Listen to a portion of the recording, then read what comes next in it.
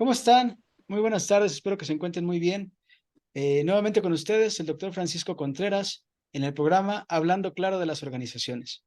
Hoy estamos en el episodio número 4, donde amablemente tenemos la oportunidad de que nos acompañe el licenciado en Derecho y maestro José Antonio Mejía Liberato. Nos quiere hablar sobre un programa que se llama, un proyecto sobre un programa que se llama Los contratos como protección para las empresas. Les platico un poco de nuestro invitado del día de hoy. Él es maestro en administración, asesor jurídico para pequeñas y medianas empresas, pertenece al cuerpo jurídico de Utopía Consultores y él se define y autodenomina redactor de contratos. José Antonio, ¿cómo estás? Muy buenas tardes. Muy buenas tardes, muy bien, aquí con el gusto de saludar a la audiencia y a ti, y muchas gracias por la invitación, de verdad es un honor y un gusto pues poder estar aquí intercambiando conocimiento, bueno, lo mucho poco que sabemos, y pues sobre todo en beneficio de las personas, ¿no? Que pues puedan captar con una facilidad aquellos temas que les pueden parecer complejos y que les puedan otorgar un beneficio, ¿no? De alguna manera, pues es la intención de este tipo de actividades. Pero fíjate, Antonio, que me llamó mucho la atención cuando estuvimos platicando de llevar a cabo esta plática y me decías, oye, Ujú. fíjate, bueno, digo, principalmente el efecto del tema, ¿no? Los contratos como protección para el empresario. Me llamó muchísimo la atención que me gustaría más adelante poder ahondar en esto, ver el punto de vista y la perspectiva con la cual nos vas a hacer favor de presentarnos.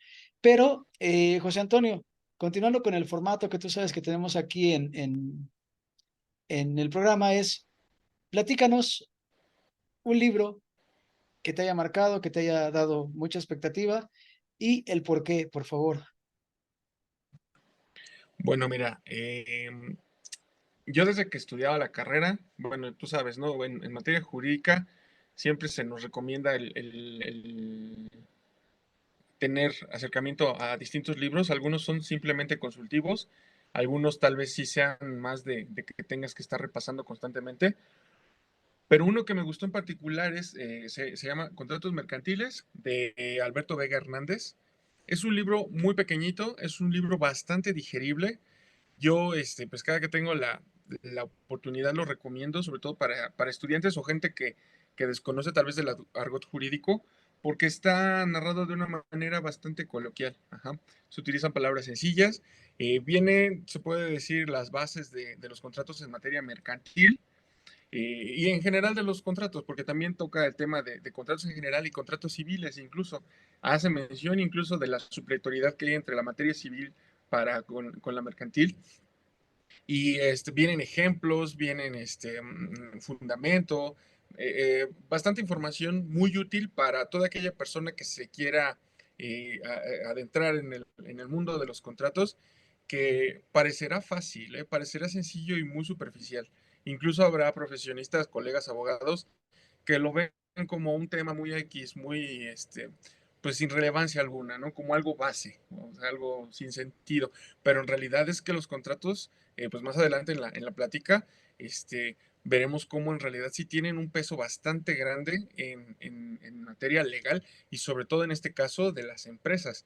Un buen contrato puede ser una gran herramienta en pro de una empresa, y un mal contrato naturalmente puede ser una herramienta en contra de la empresa misma. Uh-huh. Perfecto. Entonces, pues este libro yo lo recomiendo bastante. Puede ser de consulta o puede ser de repaso. Y por lo mismo que está muy pequeñito, caray, en un ratito lo repasas fácilmente. Claro, sí, fíjate que sí, muchas gracias por la recomendación, gracias por invitarnos a leer este libro. Me pareció bastante interesante. Es un libro muy consultable, de hecho es un libro que puede servir mucho para efecto consulta, porque está totalmente digerible, es una terminología y tecnicismos muy tranquilos para aquel que, digamos, en aquella frase que dice, ¿no? Contratos for dummies, ¿no? Contratos para quienes no Por Domis. sabemos hacer contratos, ¿no? Sí, Sí. claro. Muchísimas gracias. Te agradecemos mucho la recomendación y el comentario. Pero fíjate, ya tomando entonces el caso del tema que quieres comentarnos, es ¿cuál es o qué es un contrato? Por favor, platícanos. Bueno, pues, de hecho, esa es la pregunta con la que tenemos que iniciar, ¿no? Estamos hablando y vamos a hablar de contratos. Bueno, primero, ¿qué es un contrato? Doctrinalmente se dice, se establece, que un contrato es un acuerdo de voluntades, ajá, un convenio donde dos o más partes acuerdan someterse a ciertas obligaciones y ciertos derechos. Y hay muchos tipos de ellos. En realidad estamos rodeados de contratos prácticamente todo el tiempo y ni siquiera nos percatamos, ¿no? Por ejemplo, vamos a la tienda y yo compro a lo mejor algún chocolate, un dulce, lo que sea, y en ese momento estoy celebrando un contrato con quien me atendió en la tienda, ¿no? Un contrato de compraventa, lo podríamos decir en ese momento. Nada más que no lo tomamos en cuenta porque a veces tenemos la idea de que un contrato es un documento, ¿no? Esa es la formalidad. Y de hecho aquí estamos ya hablando de la primera clasificación de los contratos formales e informales. Informales son así de palabra, ajá, de una manera muy convencional. Y formales ya podríamos decir son aquellos contratos que se establecen, bajo ciertas reglas y protocolos, y una de ellas es que naturalmente se plasme en un papel. Uh-huh. Vaya, de ahí como remembrando un poquito lo que acabamos de decir, es un acuerdo de voluntades, ajá. Entonces, estamos hablando de que también se pueden clasificar entre unilaterales o bilaterales, e incluso hay quienes los llaman plurilaterales. Ajá, unilaterales es aquellos donde solamente una parte, una de las, y con partes nos referimos a aquellas personas que participan dentro del contrato, activamente. Entonces, si hablamos de un contrato unilateral, es aquel donde solamente una de las partes se va a someter a ciertas obligaciones para la otra persona. Ajá. Y hay contratos, por ejemplo, el de donación, en el que yo tal vez pues le obsequio a quien sea, un amigo, un familiar, algún objeto, algún bien mueble, un inmueble, a lo mejor un carro, ¿no? Entonces celebramos un contrato de donación porque no lo estoy vendiendo, se lo estoy regalando. Ajá. Y en ese contrato, pues yo soy el que me obligo a entregarle la cosa que yo le vaya a regalar, mediante un contrato, claro, y esa persona no tiene ninguna obligación conmigo, ¿no? Entonces, ahí estamos hablando de un contrato unilateral. Por otro lado, tenemos los contratos bilaterales, que ya son prácticamente el resto, ¿no? Compra-venta, arrendamiento, mutuo, etcétera, etcétera, etcétera. Bien, ok. Muy bien. Oye, pero a ver, cuando hablamos, nos comentabas, hay dos tipos, formales e informales. ¿Qué debe de contener un contrato o qué formalidad para que un contrato sea de alguna forma legal o aplicable legalmente? Bueno, cuando hablamos de contratos formales, tanto doctrinal como legalmente, se establecen ciertos criterios y ciertos elementos. Ajá. Hay elementos de validez y de existencia. Cuando hablamos de elementos de existencia, hablamos de consentimiento, que es tal cual la manifestación de la voluntad de las partes. Es decir, que fulanito y sultanito están de acuerdo en celebrar un contrato de lo que sea. También estamos hablando de un objeto, tiene que ser un objeto real. Con objeto no nada más hablamos de un objeto material, o sea, el objeto es la intención con la que se está haciendo el contrato, la base, ya sea que estamos intercambiando un servicio, un bien, estamos vendiendo, estamos arrendando, ese es el objeto y tiene que ser lógico, tiene que ser tangible. Ajá, no podemos, yo no puedo andar vendiendo unicornios tal vez, ¿no? Decía una profesora, no se puede vender un dragón. ¿Por qué? Pues porque no existe. Entonces no es un objeto. Uh-huh.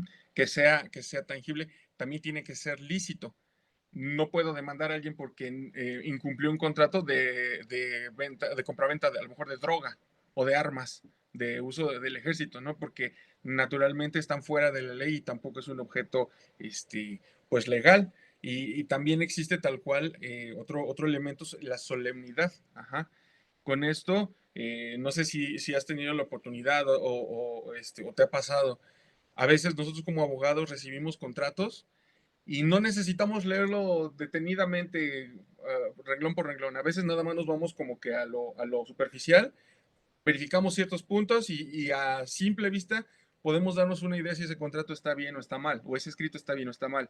Claro. Con ello hablamos de las firmas, con ello hablamos que no haya borrones o tachaduras. Yo personalmente gusto por enumerar las hojas, para evitar de que a lo mejor eran 5 hojas y resulta que una de las partes más abusadas ya le metió 2 hojas más con cláusulas a su favor, ¿no? Entonces, son ciertas medidas que ya en la praxis se toman en cuenta para darle mayor seguridad jurídica a un contrato. También aplica el de firmar todas las hojas, etcétera, etcétera, etcétera. Ahora bien, también tenemos los elementos de validez. Ajá. Estos ya los encontramos incluso establecidos en la norma, por ejemplo, la capacidad legal. Ajá. Hablamos de capacidad de goce y capacidad de ejercicio. Uh-huh. Con ellas estamos hablando de que, por ejemplo, un menor de edad es una persona, pues sí, carece de personalidad jurídica. Ajá, por el hecho de ser menor de edad. Entonces, es una persona que uno ha cumplido a los 18 años, no tiene la capacidad legal uh-huh, para ejercer o para someterse a un contrato. Tendría que hacerlo a través de un tutor o de un curador en caso de ser necesario, pero no tiene la capacidad jurídica. Uh-huh. Bueno, otro elemento de validez es tal cual la ausencia de vicios. Uh-huh. Todos estos van concatenados, van de la mano. Con ausencia de vicios estamos hablando del dolo, del error, de la mala fe y de la lesión. Vaya, si una de las partes se ve amenazada por la otra para obligarlo a firmar un contrato, ese es un vicio, ajá. Y tal cual ese contrato que haya firmado no tiene, puede ser naturalmente nulo, ajá. Otro vicio es el error, tal cual lo podemos nosotros encontrar en las cláusulas, que tal vez pasa, ¿no? Que se nos fue un cero de más y ahora hay que pagar más, ¿no? Ese es un error. Y la omisión de ese error también da paso a la nulidad de ese contrato. Pues básicamente son estos los que establece ahí sí ya los establece tal cual la ley, ya sea el Código de Comercio en contratos mercantiles, la Ley Federal de Trabajo en contratos laborales y el Código Civil, ya sea estatales o federal, en materia de contratos civiles. Y también hay que decir que los contratos mercantiles tienen superioriedad en el perdón, en el Código Civil. Es decir, cualquier cosa que tengamos alguna duda y el Código de Comercio no nos resuelva, tenemos que acudir al Código Civil y ahí se nos darán las respuestas. Uh-huh. Oye, muy bien, muy bien. Fíjate qué interesante esta parte de la supletoriedad en el efecto legal entre el Código Mercantil y el Código Civil. Me parece muy interesante porque, ojo, hay muchas veces que los contratos, de alguna forma vemos que traen una especificación de cómo, en dado caso de diferencia o de litigio, te dicen qué leyes utilizar y la ubicación donde tengas que enfrentarte, ¿no? Digo, esta parte de la supletoriedad, que muchas gracias, que digo, a mí me está quedando un poco más claro esta parte. Oye, pero entendiendo un poco, en concreto, ¿existe un proceso contractual? Si sí, ¿cuáles son sus etapas o qué etapas tú consideras que debe de tener un proceso contractual? Ah, esa es una excelente pregunta. Mira, eh, yo en el ejercicio de mi trabajo, en el desempeño de mi ejercicio, pues no he encontrado como tal un libro que establezca tal cual uh-huh, un proceso, pero sí se encuentra de manera intrínseca tanto en la ley como en la doctrina. Y en la práctica, cuando ya lo ejecutas, también te das cuenta que sí existe. Uh-huh. Yo en primer lugar pondría la redacción, que no es simple y sencillamente el escribir el contrato y ponerlo en papel y para que después lo firmen. No, no, no, no. Con la redacción estamos hablando, bueno, digo, como abogados también nos toca esta parte de la negociación, ¿no? A mí me han contratado algunas empresas, por ejemplo, en alguna ocasión, una inmobiliaria en Nuevo León, y me decían, es que yo quiero que sea así, y la otra parte me decía, yo quiero que sea así. Entonces tenemos que sopesar, tenemos que hacer el cálculo. Yo a esto me gusta ponerle sí una especie de números, de precios a las cláusulas, por así decirlo, ¿no? Y sopesar. Uh-huh. ¿En qué sentido va a recaer mayor obligación de las partes? Y tratar de ser lo más equitativo posible. Entonces, esta parte es bien importante porque un pequeño error en la redacción nos puede desatar un tremendo caos a la hora de ejecutarlo. En segundo lugar, tenemos la celebración del contrato, que este es el acto solemne en el cual las partes van a ratificar mediante su firma el contrato. Y también se va a poner la fecha fecha y lugar en el cual se celebró. Esto es bien importante porque en el lugar donde se haya firmado es al distrito judicial al que se van a someter futuras aclaraciones o litigios. Ajá. Y la fecha también estamos hablando, por ejemplo, si hay plazos o términos, pues va a ser a partir de la fecha que se establezca en la celebración del contrato. Y finalmente, pues yo pondría la ejecución de los contratos. Ajá.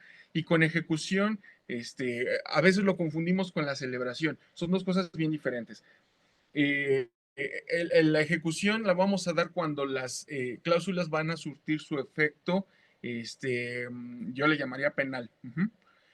Si, digamos, yo me dedico a lo mejor a la compraventa de vehículos y entre mis cláusulas yo pongo que hay una ausencia de vicios, o sea, de que el carro se encuentra en perfecto estado y que no existe, no está dañado del motor, ni tiene tal vez algún error por ahí de fabricación y que funciona perfectamente. Viene una persona, me lo compra, se lo lleva a la calle y se descompone. Uh-huh. Pero resulta que el mecánico se da cuenta que es porque ya venía con un error que yo omití decirle al cliente. Y en el contrato yo dije claramente que no tenía ningún error. Entonces ahí ya estamos hablando de que yo incumplí una cláusula. Entonces el contrato ya se ejecuta. El cliente fácilmente puede demandarme, decir, ¿sabes qué? Tú fallaste en esta cláusula y voy a demandar, en este caso ya sería a lo mejor que me regreses mi dinero o que me repongas el vehículo, etcétera, etcétera, etcétera. ¿No? Ya estamos hablando aquí ya de litigio, pero aquí ya estamos hablando también de la ejecución de ese contrato, ajá, de las cláusulas o de la totalidad del contrato. Ajá. Ya. O sea, fíjate que en esta parte entonces, cuando hablamos de la ejecución del contrato, fíjate, entenderíamos que la ejecución del contrato es cuando está la vida del contrato, pero nos das a comprender que la ejecución del contrato es cuando las partes perdieron este efecto de solemnidad, ¿no? Que en el sentido de la formalidad es que tú y yo hacemos un contrato solemne, quiere decir que formalizamos lo que tú y yo estamos pactando. Entonces, al ejecutar el contrato en términos legales, quiere decir que perdimos la solemnidad y que de alguna forma el contrato va a ser ejecutable contra alguna de las partes, ¿no? Muy bien. Oye, Es correcto. decía el título de tu plática, protección al empresario a través de los contratos. Platícanos, ¿cuántos y cuáles? Digo, yo que tengo una empresa, ¿qué me podrías recomendar? Y decirme, oye, Francisco, es necesario que tu empresa, cuando menos, contenga estos contratos y con esta característica para poder solventar ciertas necesidades que tengas contractualmente hablando en la empresa. Ah, mira, pues yo agruparía, digamos, en dos a los contratos que requiere una empresa. En primer lugar, los primordiales, ajá, y estos va a depender del ejercicio de la empresa, ajá. Y en los primordiales yo pondría los contratos mercantiles, civiles y laborales. Cuando hablamos de una empresa, estamos hablando de una persona física o moral que pues tiene una finalidad de lucrar, de generar una ganancia, ¿no? Una riqueza. Entonces, para ello, ya sea si vende algún servicio, algún producto, o arrienda o explota algún bien, o etcétera, etcétera, etcétera, que le genere un lucro, pues obviamente va a celebrar contratos mercantiles, ajá. La mayoría existen en materia civil y tenemos su homólogo en mercantil. No es lo mismo que yo venda una casa una vez, tal vez porque era mi casa y me voy a mudar, la vendo y me voy. Ahí ya estoy celebrando un contrato mercantil, pero yo no me dedico a vender casas, ¿no? Sin embargo, regresando al tema, por ejemplo, de la inmobiliaria que en algún momento representé, este, ellas se dedican todo el tiempo a estar vendiendo casas, entonces es su actividad económica principal. Naturalmente ellos tienen que celebrar contratos mercantiles de compra-venta de casas, de inmuebles. Uh-huh. Entonces, esos serían los primeros, los contratos mercantiles. Son indispensables para el funcionamiento de la empresa, porque de ahí van a obtener ellos el lucro. Y, y, Están los contratos civiles, uh-huh, que cualquiera diría, no, es que si ya eres una empresa ya no vas a celebrar contratos civiles, volvemos a lo mismo, a lo mejor ya no vas a dedicarte al contrato de arrendamiento o de compraventa civil, porque pues ya te vas a dedicar de manera prolongada a eso, ya va a ser tu forma de ingresos, ya no va a ser nada más de manera ocasional. Bueno, pero hay contratos civiles que también llegan a, a celebrar, perdón, las empresas. En algunas ocasiones, por ejemplo, vemos que hay empresas que de momento, mediante donación, entregan algún bien o una cantidad de dinero a alguna asociación, ¿no? Por ejemplo, el Teletón. Muchas de esas empresas dicen, ok, yo se lo voy a donar. Este, te soy honesto, yo desconozco si las grandes empresas, los grandes corporativos celebran este tipo de contratos o simple y sencillamente se lo donan a Teletón. Pero sí he visto que hay algunas otras empresas, a lo mejor más pequeñas, que sí lo hacen. Aquí cerca de la ciudad donde yo vivo, una maquiladora, una textilera muy grande, le donó no recuerdo si era un asilo para ancianos o una guardería infantil, pero les donó un terreno para que construyeran su edificio, ¿no? Entonces, pues fue una donación, fue un regalo, pero tuvieron que celebrar un contrato de donación. Uh-huh. Y eso es obviamente en materia civil. Eso, los de donación simplemente siempre son materia civil. Entonces, esto lo hicieron, pues, no por otra cosa más que tener ayudarles a ellos de manera interna, tener un control de sus propiedades, ¿no? A lo mejor un inventario, ajá, poderlo justificar. ¿Dónde está? ¿Por qué este terreno ya no es nuestro? ¿Por qué esta porción ya no? Ah, bueno, pues ya está justificada qué pasó con esa propiedad. Entre otras, ¿no? También lo vemos, algunas, por ejemplo, refresqueras o algunas empresas que tienen una cantidad de vehículos para hacer uso de ellos en materia de reparto de su producto y cada cierto tiempo, cada 10, 20, 30 años, renuevan su parque vehicular. Entonces, muchas veces, pues dicen, ¿para qué los tengo ahí? Los voy a vender. Ajá.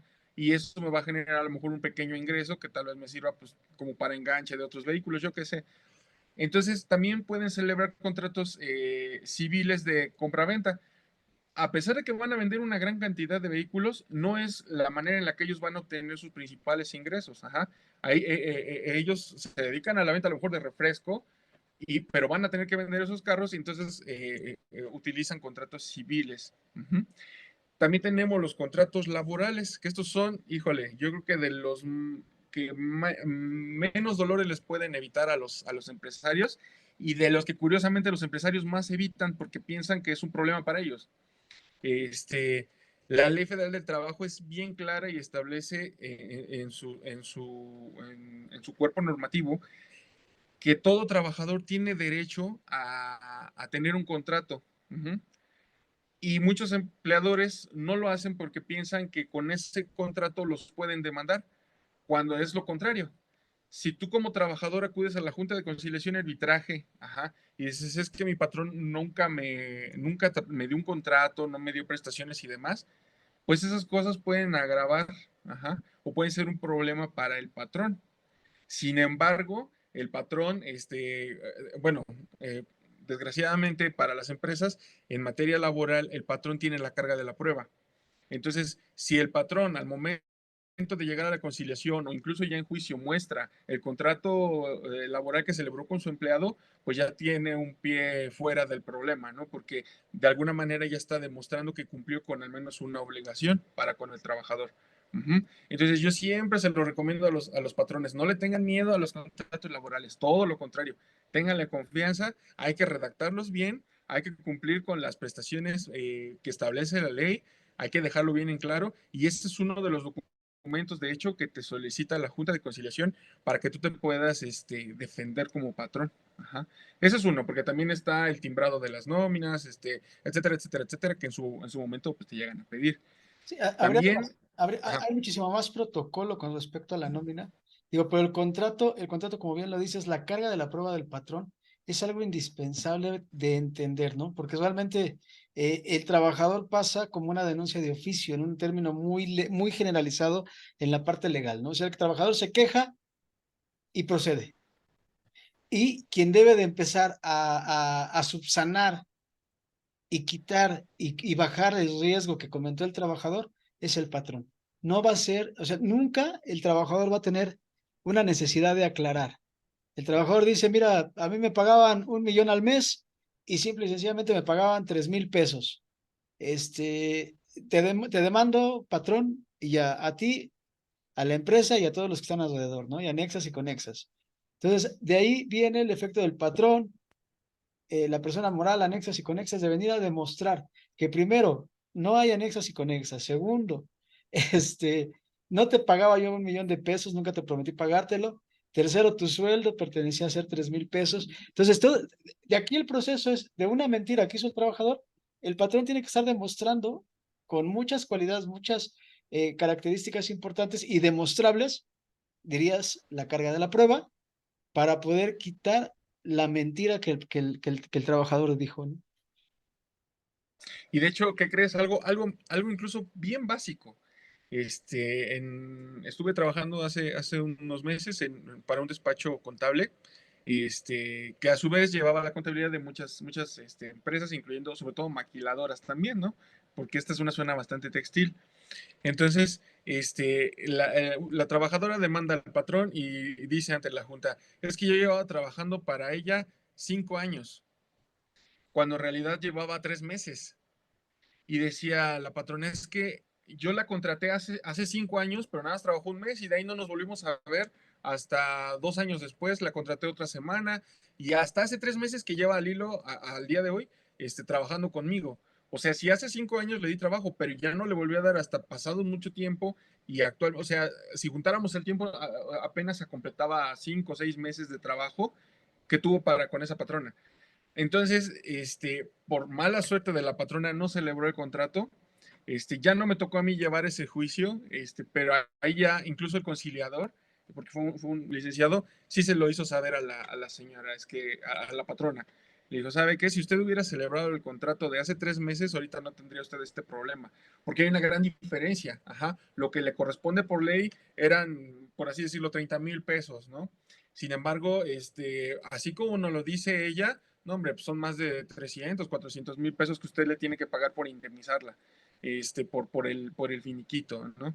Entonces, o sea, hay una diferencia garrafal, en cuanto a la cuantía de las consecuencias que pueden acarrear, pues, en no celebrar estos contratos, pero tremendos. Claro, y fíjate, a esto le podríamos agregar, digo, y aquí yo te preguntaría en este contexto, ¿qué pasa con el contrato? Ojo, particularmente con el tema laboral y el contrato laboral, es qué pasa con el moving, ¿no? Yo creo también de alguna forma que el contrato te puede ayudar con el efecto del moving o este hostigamiento presuncioso laboral, ¿no? Como el efecto del uniforme, como el efecto del horario de entrada, como el efecto de tus beneficiarios, que a partir de una reforma de 2019 está aplicable que hagas una renovación del contrato hasta que no tengas un beneficiario y los beneficiarios sean renovables, ¿no? Entonces, oye, esta parte del moving y todo este efecto de de las casualidades que se están dando actualmente para las empresas con respecto a trabajadores que de alguna forma bochornan el proceso, también ayuda. O sea, también ayuda, también. Oye, ¿por qué no puedes venir con zapato bajo? Bueno, porque el contrato laboral que tú firmaste dice que debes de mantener un perfil formal, ¿no? Digo, no sé, se me viene un ejemplo, ¿no? Pero este contrato también me puede ayudar para cuando no puedo luchar con esta parte tendenciosa, con el efecto moving, el efecto psicología organizacional que están teniendo actualmente las generaciones que están entrando a trabajar, ¿no? O sea, digo, vamos a un ejemplo, ¿no? La generación X, pues bueno, ya les decías que había un código de vestimenta y los respetaban. Y conforme han pasado las generaciones, ya no viene a esta parte este respeto. Hoy, actualmente, si tú propones o promueves un efecto de uniforme, comúnmente lo toman como un sesgo. Por eso lo comento, ¿no? Y digo, y Ujú. aquí, ahondando en esto, el contrato también me puede ayudar.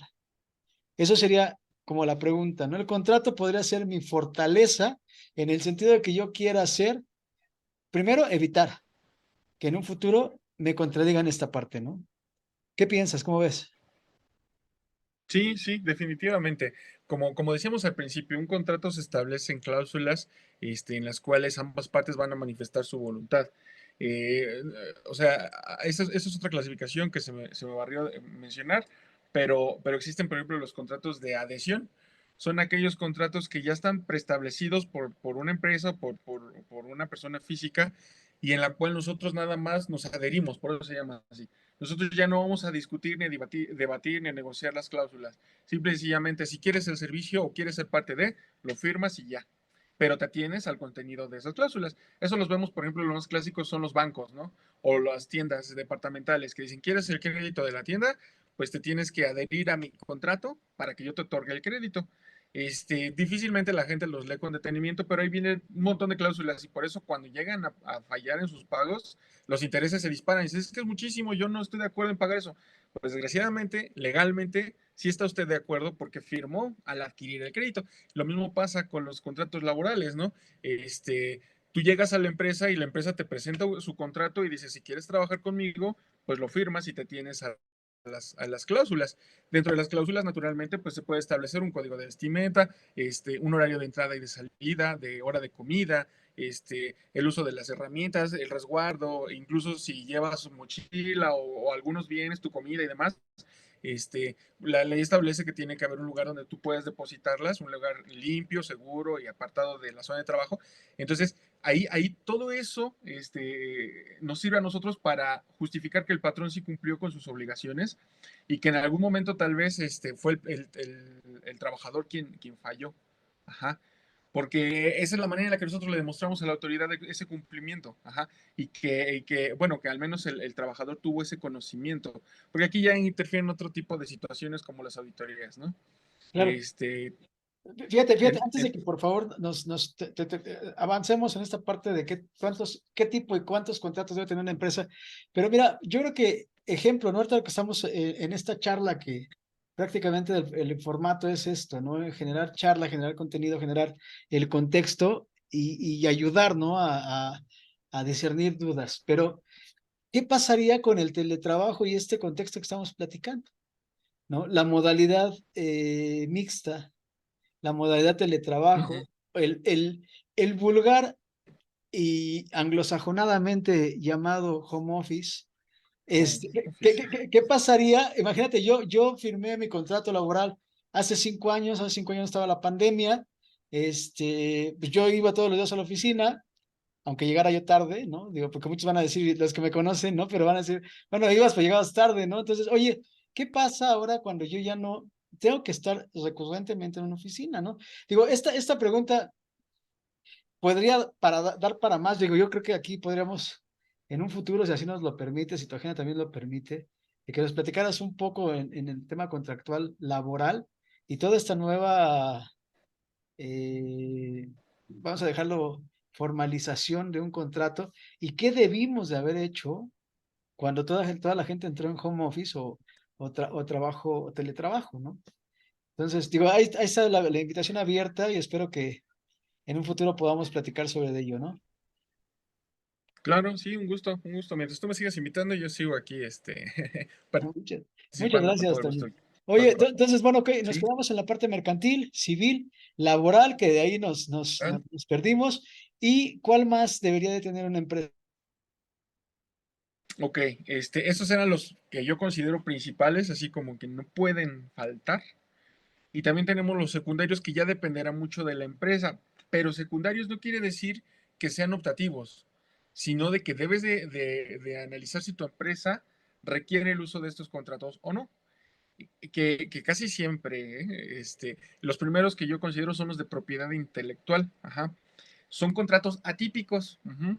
Es decir, no se encuentran tal cual descritos, por ejemplo, en el Código de Comercio, pero aquí hay un fenómeno interesante. El Código de Comercio en su artículo segundo es donde precisamente nos otorga la facultad de aplicar la supletoriedad en materia civil. Y a su vez, el Código Civil en su artículo 1858 uh-huh, establece que si algún contrato no se encuentra típico, y con típico nos referimos a que esté tal cual descrito en la ley, que nos podemos valer, o sea, si tenemos la necesidad de crear nuestro propio contrato particular, nos podemos hacer valer de las reglas generales de contratos. Obviamente, volvemos a lo mismo, que sean legales, que tengan un objeto factible y tangente, que contengan las solemnidades que decíamos al principio, elementos, etcétera, etcétera, que lo conlleven. Y realmente nos está otorgando la facultad de este artículo para que nosotros podamos elaborar a nuestro gusto y nuestras necesidades nuestros propios contratos. Y en este caso, los de propiedad intelectual últimamente se han hecho más presentes sobre todo por las pequeñas empresas que ya están trabajando mucho con sus marcas. Ahora se ve que incluso ya las pequeñas barberías o los pequeños negocios en general, las pequeñas panificadoras, incluso ya misceláneas, se avientan el rollo, el tiro de registrar su propia marca, ¿no? Entonces ya estamos hablando de propiedad intelectual. Y cuando hablamos de contratos de propiedad intelectual, pues tenemos por ejemplo, de uso de marca. Uh-huh. Este, digamos, esto habitualmente tenemos la idea de que solamente lo celebran empresas grandísimas como Nike o como Walt Disney o Coca-Cola y en realidad no. Eh, tuve la oportunidad también de trabajar para una empresa en la que estuve presente desde su consolidación en su acta constitutiva. Primero hicieron una privada, nada más como testeo. Y en ella, pues ya sabes, todos los socios empezaban, yo voy a poner una cantidad de capital económico, yo voy a poner un capital inmobiliario, yo voy a poner capital social, que capital social, pues a lo mejor clientes, socios, proveedores, ¿no? Que son muy importantes para una empresa. Y hubo alguien que decía, yo voy a poner el capital de la propiedad industrial. Y esto era que el negocio que ya estaban formalizando, ya estaba trabajando y ya funcionaba de alguna manera. Entonces esta persona a su pequeño negocio le puso un nombre, un logo, crea la marca y le registra su nombre. Entonces su manera de participar dentro de la sociedad era otorgándoles, bueno, fue propuesta mía, contratos de cesión de derechos. Y aquí hay muchos tipos. Algunos te otorgan cierta exclusividad, algunos nada más de manera parcial. Entonces él decía, todo lo que tenga que ver con la marca, yo soy el dueño, pero los únicos que le pueden dar uso es esta sociedad que vamos a formar. Ajá. Eso es lo que yo voy a poner. Y naturalmente, pues ahí se cuantificó, se hicieron algunos cálculos, algunos negocios, y efectivamente entró como socio, incluso uno de los socios más importantes. Uh-huh. Y este tipo de contratos, insisto, hoy en día yo los he visto también, volvemos al tema de las maquilas, porque pues es algo que yo veo todo el tiempo, porque hay algunas personas que a lo mejor se ponen a maquilar o producir playeras y dentro de los logos que meten o imágenes van marcas. A lo mejor ahorita está de moda, no sé, Gucci, Dolce Gabbana, cosas de ese tipo que le gusta mucho a los jóvenes y se lo ponen a la playera, pero no saben que en el fondo están violentando pues la propiedad intelectual. Y que tal vez Gucci o esas marcas digan, pues es un pequeño productor, si me voy a juicio con él, no le voy a quitar mucho, no va a convenir económicamente porque pues tengo que pagar abogados, tengo que hacer una investigación, etcétera, etcétera, etcétera. Y pues para qué se meten en problemas. Pero a gran escala, sí lo vemos como un gran problema. Y si yo que soy propietario de una marca veo que alguien más le está dando un uso sin mi autorización, pues está cometiendo un delito, ¿no? Entonces, para evitar este tipo de problemas, como empresas tenemos que tener presente que si vamos a trabajar con marcas, ya sea la propia o la de un tercero, tenemos que celebrar este tipo de contratos. De verdad nos van a evitar muchos problemas. Y finalmente, el otro contrato que yo considero que es indispensable, y sobre todo últimamente ha tomado muchísima relevancia, pero muchísima, es lo relacionado a los avisos de privacidad. ¿Y esto por qué se da? Porque, pues, ahorita lo comentabas, el mal llamado o muy pocho home office, que es perdón, bueno, sí, el trabajo en casa, nos da esta pauta de que ahora las empresas también pues intercambian y mantienen mucha información de sus empleados, ¿no? Que eso ha pasado siempre, siempre. Y antes no había esa necesidad, pero ahora pues nos encontramos con una nueva vulnerabilidad que es esto de las redes, ¿no? De la red en general. Entonces, los avisos de privacidad nosotros los vemos todo el tiempo. Si hacemos una cuenta en correo o nos damos de alta en alguna red social, siempre veremos ese recuadro abajo que dice acepto términos y condiciones. Difícilmente conozco, o yo no conozco a nadie que tome el tiempo de leer ese aviso de privacidad. Ahí en ese aviso se van a establecer todas las formalidades y todas las medidas que como empresa van a tomar para proteger mis datos. Ajá. ¿Qué se le llama tratamiento? ¿Qué tratamiento le van a dar a mi información? Ajá. Si yo le otorgo información delicada o sensible a esa empresa, ¿qué va a hacer con ella? ¿Qué pasa si yo quiero en algún momento ejercer mis derechos ARCO? ¿Qué son los derechos ARCO? Son tal cual el acceso, la rectificación, corrección, perdón si me equivoco con alguno, la oposición, es todo aquello que tú quieres hacer con tu información porque al final de cuentas te pertenece a ti. Y la Ley Federal de Acceso a la Información de Terceros establece que todos los usuarios de algún portal en la red o de lo que sea, tenemos derecho a ejercer estos derechos sobre nuestra información. Y las empresas se ven obligadas a celebrar este tipo de acuerdos dentro de sus términos y condiciones para protegerlo. ¿Y qué pasa si yo como tercero quiero que la empresa ya no haga uso de mi información privada? Tengo que hacer una solicitud formal y enviarla a un correo de esa empresa solicitando que cambien, que quiten o que borren información porque ya no estoy de acuerdo con que hagan uso de ella y la empresa tiene que darle seguimiento y atender mi petición. Si no lo hacen, entonces ya estamos hablando de que podríamos irnos a un litigio. Pero como empresa, si no atiendes este tipo de situaciones, te puedes llevar una multa de varios miles de pesos. Entonces, como empresas también es bien importante tener bien muy presente que los avisos de privacidad hoy en día tienen una relevancia casi casi sobre cualquier otro tema en materia de la red. Sí, el tema de privacidad, el tema de confidencialidad, la ley, como comentabas, la Ley Federal de Protección de Datos Personales en Propiedad de Particulares, esta es la que nos manda y su reglamento toda esta parte de los derechos ARCO, en el tema del aviso de privacidad. Fíjate, me dejaste ahorita con una inquietud, ¿no? Hoy por hoy tenemos el trabajo en casa, home office, eh, y de pronto pues, nos dedicamos a los servicios profesionales. Digo, no, os voy a dejar esta idea.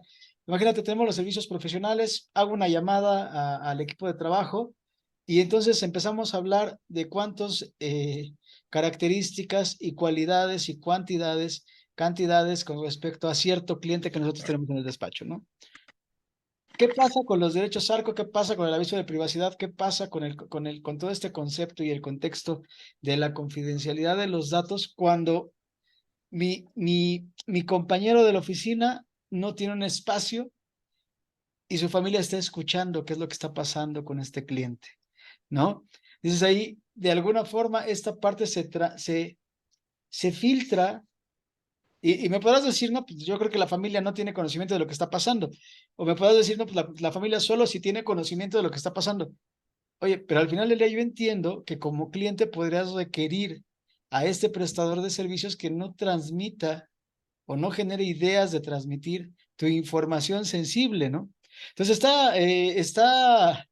eh, te digo, esta parte del home office y la nueva reglamentación laboral y esta parte de los derechos ARCO, la parte de la Ley Federal de Protección de Datos Personales en Propiedad de Particulares, es un tema que hemos descuidado, que nadie está preocupado, pero que realmente puede generar muchísimos dolores de cabeza, ¿no? Fíjate, Antonio, me quedo con el comentario que dijiste, el contrato es típico. ¿Por qué? Porque está pegado a la ley. Entonces entendemos que el contrato no está generalizado.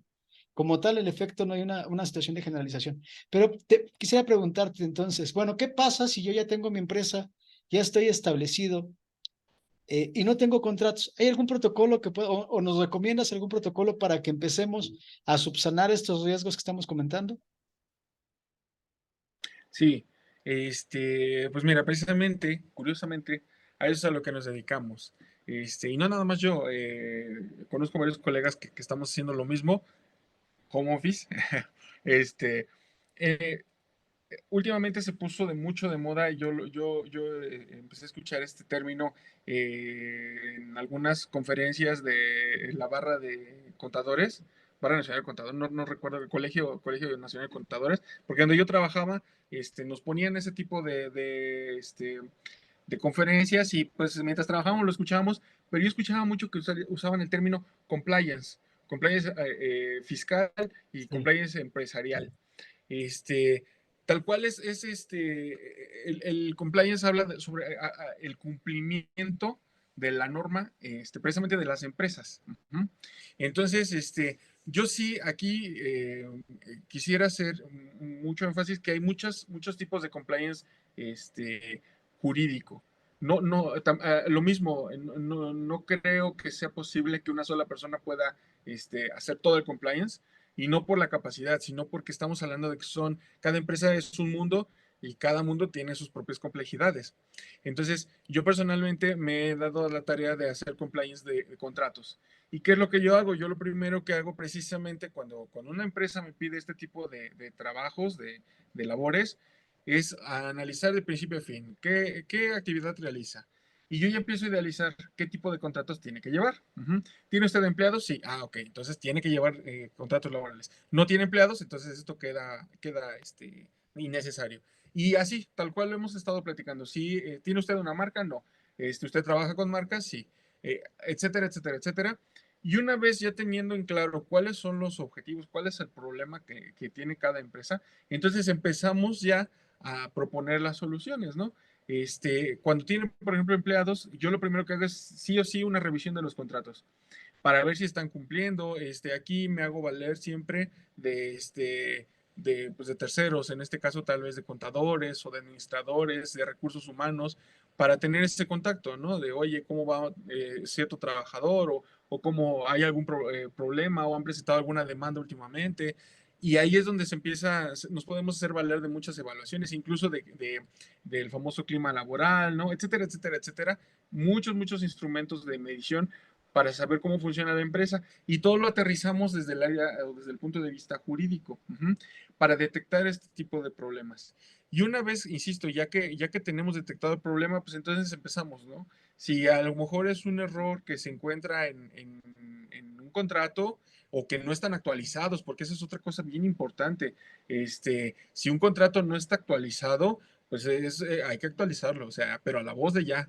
Fíjate que, no por otra cosa, pero siempre he tenido esta discusión desde que estudiaba yo. Mucha gente piensa que como abogados tenemos que aprendernos de memoria la norma o la ley, ¿no? Cuando en realidad solamente tenemos que saber ubicarla y usarla. Ujú.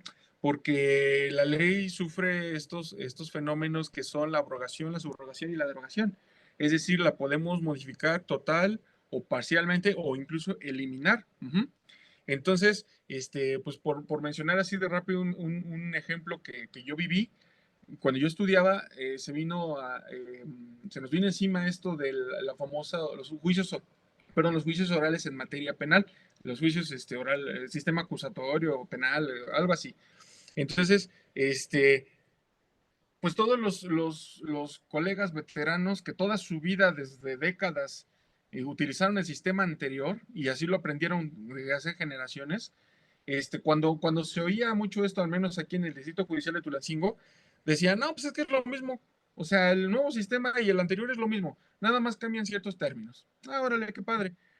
Pues no me dejarán mentir los que también vivieron este problema, digo, porque me pasó con algunos profesores, ya que postulaban, ya que empezaban a litigar, que acudían al Ministerio Público y demás, cometían errores que eran, vaya, hoy, ahorita ya tal vez ya es algo muy normal, pero en aquel momento sí generó polémica, porque ellos se acercaban al Ministerio Público y ellos todavía utilizaban el término, por ejemplo, número de averiguación previa, cuando en el nuevo sistema ya se manejaba carpeta de investigación. Ajá. Decían, es que es lo mismo, y peleaban mucho. Y no solamente eso, ya en juicio, ya en las audiencias, llegaban también a cometer este tipo de situaciones.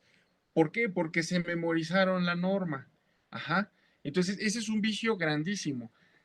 Por esta razón, y digo todo este contexto, porque con esta razón, y me gusta dirigirme siempre, sobre todo con las empresas, que lo que hoy es vigente, tal vez mañana ya no. Y que hoy tal vez la Ley Federal de Trabajo establece algo, pero tal vez dentro de 5 o 6 años ya no. Entonces, lo primero que hay que hacer, insisto, es la revisión de los contratos. A ver qué artículos son los que están invocando y qué es lo que están tomando como respaldo en este contrato, y qué artículos son actualmente vigentes. Si hay jurisprudencia o si hay alguna reforma que ya haya invalidado eso, que haya una modificación salarial, etcétera, etcétera. Todo eso se tiene que ir actualizando en los contratos. Ajá. Insisto, y una vez que ya se detectaron esas deficiencias, pues no nos queda más que suplirla y repararla. Y de esa manera mantenemos a la vanguardia, jurídicamente hablando y contractualmente hablando, a las empresas libres de problemas.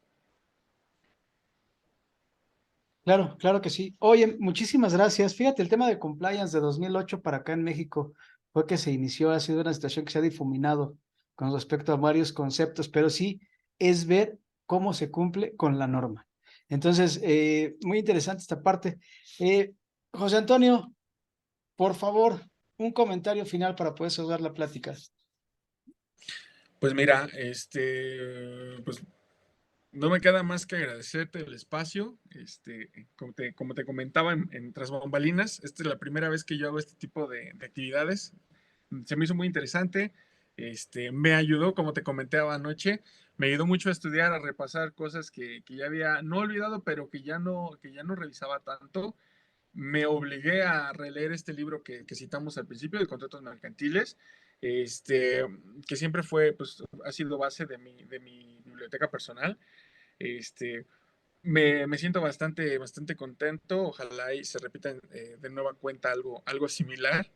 Y pues para todas aquellas personas que tienen una empresa o que desean tener una empresa, yo lo que les recomiendo es que no le tengan miedo a los contratos. O sea, los contratos no son malos. Todo lo que hemos venido platicando a lo largo de esta charla es que los contratos en realidad son una gran herramienta para evitar futuros y para asegurar las tareas presentes de la empresa. Ajá. Porque la idea de firmar contratos es como, no, porque eso me va a traer, tengo que pagarle a un abogado. Pues sí, pero si no lo hacen, el día de mañana, de todos modos, van a tener que contratar un abogado y aparte van a tener que pagar multas e indemnizaciones y si es necesario llevar un juicio, pues tienen que pagar los honorarios extras de un abogado. Entonces, de pagarle una vez al abogado, ahora van a tener que pagar 5, 6 o 10 veces lo que no quisieron o se quisieron ahorrar en un inicio. Entonces, pues yo les recomiendo eso, que se fíen de los contratos, no son malos, no pasa nada. Los contratos también yo les recomiendo que al abogado que se los redacte, pídanle que sea de manera muy fácil y digerible de entender. Dicen por ahí que si le entiendes a tu abogado es bueno. Si no le entiendes, entonces búscate otro porque si no le entiendes ahorita, no le vas a entender después y te va a hacer bolas, te va a hacer guaje y nunca vas a saber ni por dónde, ¿no?